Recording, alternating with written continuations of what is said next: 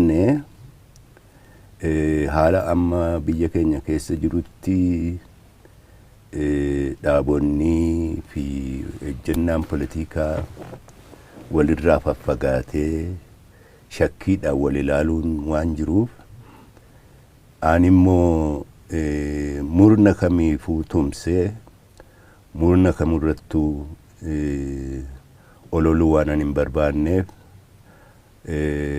OMN irratti har'a mul'achuun kiyyaa ejjennaa politikaa duraan qabaachaa ture waan na jijjiirsise miti.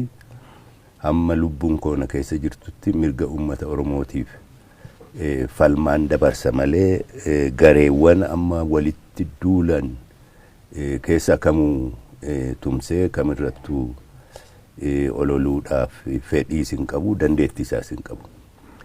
Waa'een rakkina dhiha Oromiyaa fi kibba Oromiyaatti deemaa jiru eega ajandaa qabatee gaaddisa hooggansa Oromoo irratti gara ji'a jahaatiif deema. Koreen kana irratti yaada furmaataa dhiheessituyyuu eega tolfamte ji'oota baay'ee ta'eera.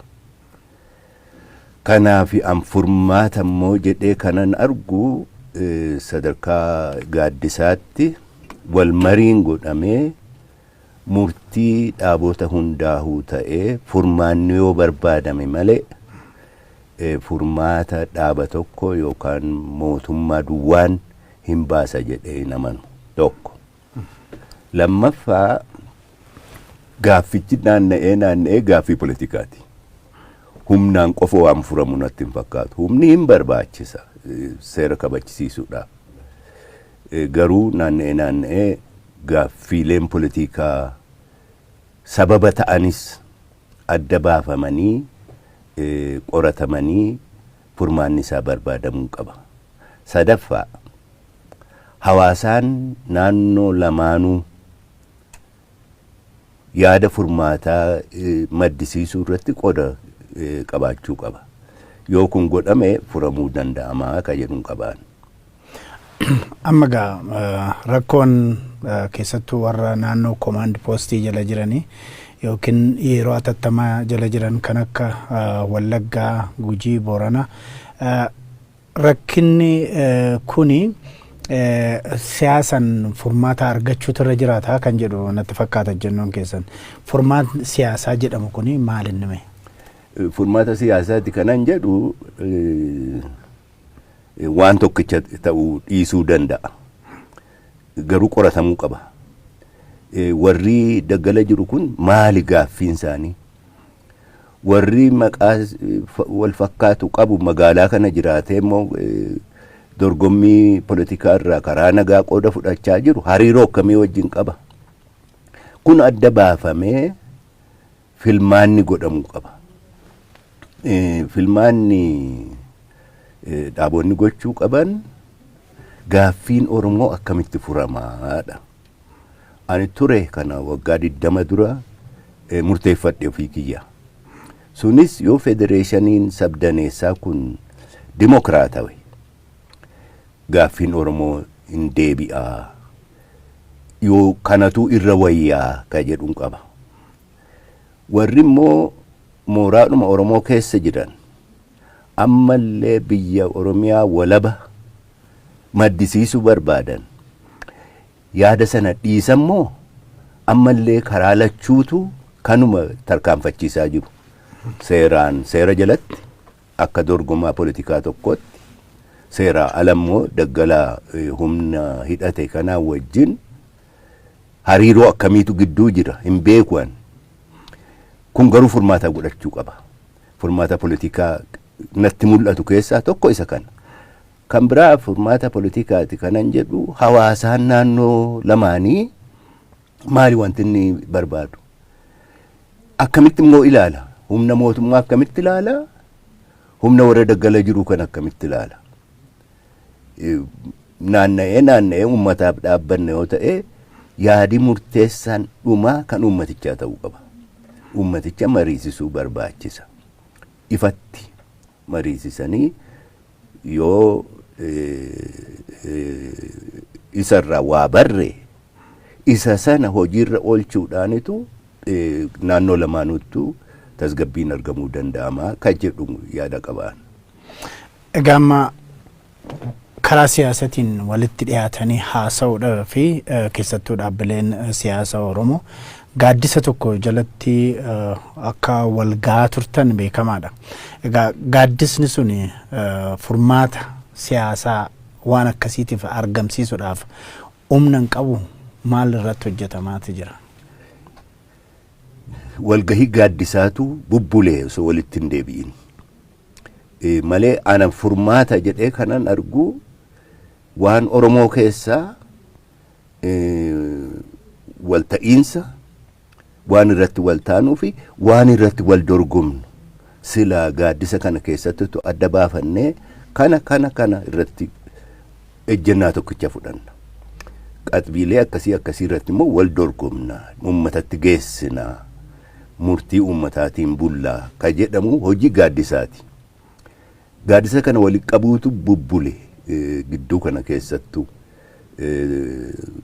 Kun ani kana caalaa bubbuluurra osoo gaaddisi dhiyeenyatti wal nu gahee gaaffiilee ajandaarra jiran tokko waa'ee dhibdee dhiha Oromiyaatii fi kibba Oromiyaatii gaaffiilee kana irrattis mari'atamee marii bal'aan godhamee furmaata akeekuun barbaachisaa natti fakkaata. Mee isin akka nama siyaasa keessas turtanii lammata immoo akka nama firoottan dhiha Oromiyaatii qabdanii iddoo naannoo dhaloota keessanii naannoo sanatti maaltu adeemaa jira, maal quba qabdu? Wantan beeku baay'ee xiqqoodha. Waanuma odeeffamu miidiyaa hawaasaa irratti bahu namni immoo achii dhufu natti himu. Ani har'a waggaa 77. Waggaa 77 keessaa 18 qofan jiraadhe achi. Namooti ani beeku hedduun isaanii dhumaniiru.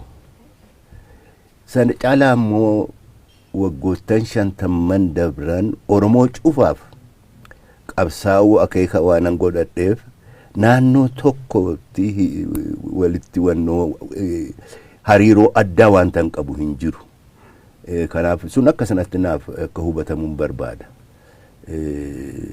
Oromiyaa cufa biyya kooti. Oromiyaa cufatu biyya kooti. Oromiyaa naannoo biraatan ture irra guddaa jireenya kooti. Naannoodhuma kanaa fi naannoo dhihaa daangaa Suudaanii kana faan ture malee gandan itti dhaladhe san waggaa 18 qofan jiraadhe. Gaariidha amma uummanni keessattuu gara dhiha Oromiyaa kuni akka odeeffannoon jirutti intarneetiin irraa citee bilbillis irraa citeeti jira kan jedhudha. Akkasumas immoo rakkinoonni adda addaa gara Gujiitiif Booranaatiis as bahaa jiru. Akka ilaalcha keessaniitti naannolee kanarratti komaandi poostiidhaan akka isaan bulan gochuun kaayyoon isaa maaliif isinitti fakkaata? Ani komaandi poostiin rakkina politikaa hin fura jedhee nama yoo hammeesse malee. Mootummaan maaliif murteessee naannoo kanaa fi naannoolee biraas komaandi poostii jala akka galche mootummaatu beeka. Tasgabbii dhabame yeroo jedhamu wanta akkasii godhamu. Waraanni raayyaan ittisa biyyaa kun qaama tasgabbeessaadha moo qaama nagaa booressu gama kamiinni innumtuu adda bahaa natti hin fakkaanne. An waan tokko nan amana akkaataa itti jijjiiramni kun dhufe irraa kan ka'e jijjiiramichi paartiidhuma biyya bulchuu fi mootummaadhuma biyya bulchaa ture karaa sana keessaan waan ka'eef jijjiirama kana ka deggerus ka mormus paarticha keessas mootummicha keessas jira ka jedhuun shakkiidha kun wannoo qabaadhee miti ragaa qabaadhee miti. Waan ta'eef raayyaadhuma ittisa biyyaa keessallee humnoonni fi namoonni mootummichuma hadheessuu barbaadan jiraachuun hin malaa shakkiidhaan qaba. Warra akkasii immoo akka mootummichi hadhaa'uuf gochaa garii hin raawwatu ka jedhuun shakkiin qaba ammas. Kanaaf ani command postii jala kaa'urra uummata dabalannee dhaabonni politikaa dubbiin ilaalu hundis marii bal'aa goosifnee furmaata nutti mul'ate carraaqu isa kana turre wayyaa ka jedhuun qaba. Amma waan dhala namaatiif barbaachisaa ta'an kan akka intarneetii keessattuu ka bilbilaa kana uummatarraa kutuudhanii furmaata naannoo sanatti argamsiisuun hin danda'ama. Sun immoo akka mirga dhala namaatti waan akkasii irraa kukutuun kun akkamitti ilaalama. Lammatas immoo command post naannoo sana jiraachuun jireenya uummataa irratti dhiibbaan inni qabu maali jettanii ilaaltu? Ka intarneetii fi telefoonaa haasofta gabaanuu dhaabbatee jedhan. Waan gabaan hin jirreef qotee bulaan gurguratee waan fayyadamu hin bitu, warri bitatee nyaatu immoo danda'ee bitatee nyaachaa hin jiru. Ammumaanuu naannoo sana keessa beelli waan hin oolle ta'aa jira. Caalaatti immoo waan hin qotaminiif waan hin oomishaminiif waggaa dhufu beelli hamaan illee naannoo sanatti mul'achuun isaa hin mala. Kanaaf uummata kanaaf yaanna humni jedhu kamu uummata Oromootiifan qabsaawa humni jedhu kamu dubbii kana callisee ilaaluu hin qabu. Furmaataaf yaada dhiyeessuu qabna, mari'achuu qabna, furmaata daddaffiidhaan yoo mul'ifne malee naannoon lamaan haala maa keessatti kufanii jiran. Egaa furmaata kanaa fi obbo Lecoo Lataa furmaanni maalinni kan jedhu too gaafatamtanii yookiin qaama dhimmisaa ilaalu gara lachuutiin keessummaa immoo gara mootummaatiin maal godhuu qabdu jettanii gorsitu? Mootummaan keessattuu humna qofaan hin fura jedhee yoo yaade of sobaa jira. Humni hin barbaachisa waan seeraa ala ta'e iggitiitti gochuudhaaf. Garuu humni qophaa isaa furmaata politikaa hin fidu. Kanaan dura carraaqamee dadhabame sun biyya kana keessatti. Lammaffaa humnoonni politikaa Oromoo mirga saba kanaatiif qabsaa'aa jedhan hundis yaada isaanii bakka tokko walitti fidanii marii bal'aadhaan furmaata kana keessaa kamaddu tu furmaata ta'a malee waan Lecoo Lataa gabba'ee har'a kana yoo ta'e furmaatatu argama jedhamee dhumachuu danda'u miti. Kun marii keessa waan maddu qofatu furmaata ta'a. Mariin kun immoo uummata naannoo lamaanii dabaluu qaba. Akkasittan natti mul'ata. Egaa isin Oromiyaa guutuudhaaf qabsooftanii akka qabsooftan dubbattaniirtu iddoo adda addaas deemaa turtan. Garuu iddoo biyyatti deebitanii keessumaa immoo yeroo amma kanatti garri iddoo adda addaatti gara dhiyaa Oromiyaa dabalatee rakkina keessa jirutti obbo Lecoo Lataa dhageettii qabanii fi mirga uummataatiif qabsaa'aa turaniin gadi bahanii uummata kana maal rakkinni isaanii jedhanii nu naasofsiifnee kan jedhu komiin hin jira. Kanarratti maal jettu sin? Ani waggaa 20 waliin biyya alaa ture. Yeroo waggaa 20 ol biyya alaa ture kanatti politikaan biyya kana baay'ee jijjiirame. Dammaqinsi uummata Oromoos sadarkaan takkaa hin yaadin gahe. Jijjiiramayyuu fide. Anaa baqatee biyya alaa taa'u. Jijjiiramayyuu fide. Kanaaf yoon irraa baruudhaaf dhaqe malee wantan uummatatti gabbahee lallabu namni ala ture. Namni biyyicha hin beekne. Amma rakkoon akkasii yeroo jiru jaarsummaadhaan kan jedhan jira. Jaarsummaan gaaddisa keessatti hojii jaarsummaan hojjechaa jira. Karaa gaaddisa waaltaadhaan furmaanni argame. Furmaanni kun naannoo gahaa ka jedhu amanneetu gaaddisa uumuu irratti hojjenne. Meegaa amma bifa kanaan naannoon akkuma maqaa dhoofne naannoon dhihaa Oromiyaa Gujii Boorannii fi iddoon biraa yeroo command postii jala yookiin yeroo muddamaa kana jala jirutti isin akka nama tokkotti egereen uummata kanaa maal ta'a jettanii yaaddu? Uummata Oromoo walii galaa yookaan qooda isaaf malu politikaa Itoophiyaa keessatti taphachuu jalqaba. yookaan balaa guddaatu itti asa deema. Filmaata lama qofa qaba Oromoon har'a. Yookaan of fuuldura tarkaanfatee mirga isaaf malu argatee qooda isaaf malu politikaa Itoophiyaa keessa taphachuu. Yoo kun hanqate immoo balaa guddaa jalatti kufa. Maaliifi warri farreen Oromoo ta'an baaraganiiru of qopheessaa jirus. Waan ta'eef amma Oromoon ana akkana mul'atutti filmaanni jiru tokkichi tokkummaa isaa jabeeffatee of fuuldura tarkaanfatee mirga isaa isarraa hafe hundaa dhuunfatee qooda isaaf malu politikaa Itoophiyaa keessatti taphachuu.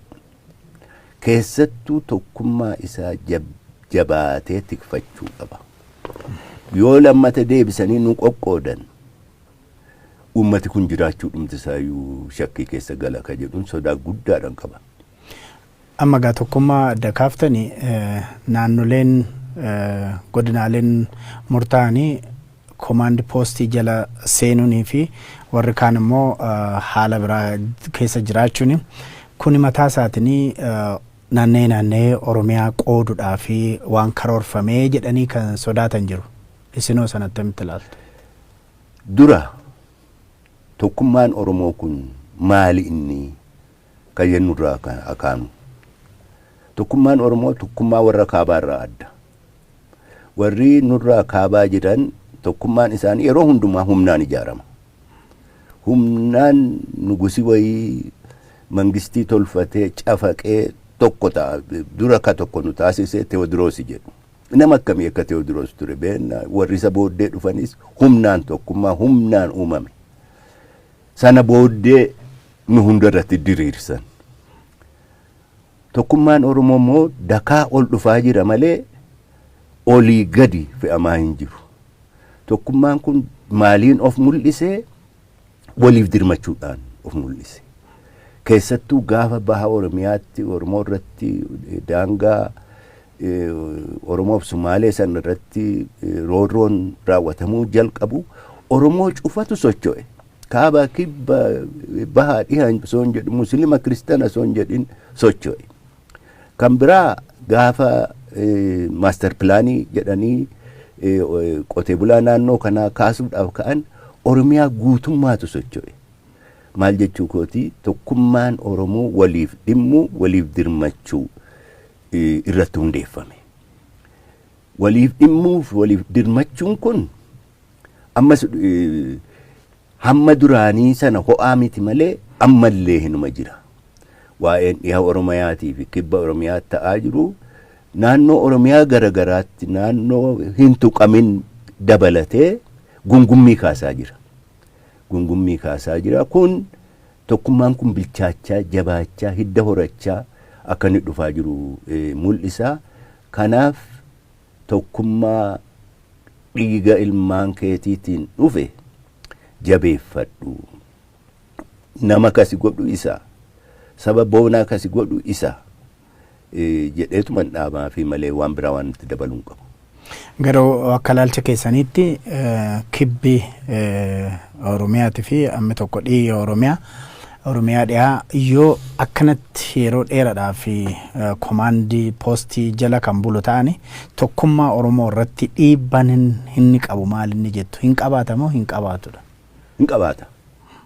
Kanaafiitu amma gungumuun qofti gahaa miti gabbahee ejjennaa isaa himuu qaba Oromoon naannoo biraas wanti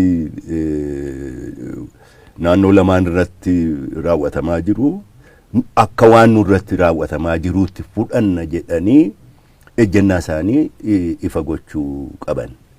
Maaliif saba maaltu si godha? Wanti saba si godhu tokkoon keenya tuqamuun hundi keenya tuqamuudha. Gaafa jette saba jechuudhaati. Yoo kanan godhin saba miti. Rakkinni Itoophiyaa keessatti gammaa dhalataa as gahee tokkummaa humnaa waan ta'eef yeroo naannoo tokkotti roorrifamu inni kaan dhimma isaa miti. Amma garuu sadarkaa Oromootti jijjiirraatu mul'achaa jira. Jijjiirraa kana kunuunsinee jabeessinee akka inni aadeffatamu caaseffatamu gochuudhuma nu hafa malee karaa fagoo dhufneerra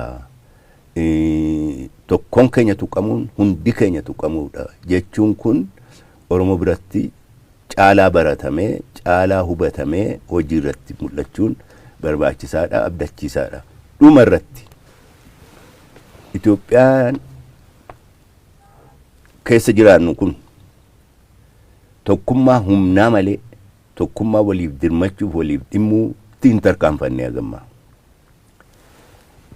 Oromoon kana karaa saaqaa jira kana diriirsinee sadarkaa Itoophiyaatti yoo hojiirra oolchine gaafa sana qofa Itoophiyaa tokkoomte maddisiifna jechuudha gara of fuuldura sun tokkummaa humnarraa gara tokkummaa fedhii tokkummaa wal dagachuu irraa gara waliif dhimmuu waliif dirmachuu ticehuu Oromoon kana ofiisaatii qofa miti biyyicha guutummaa irratti diriirsuu dirqamatu irra jira akka jedhum qaban.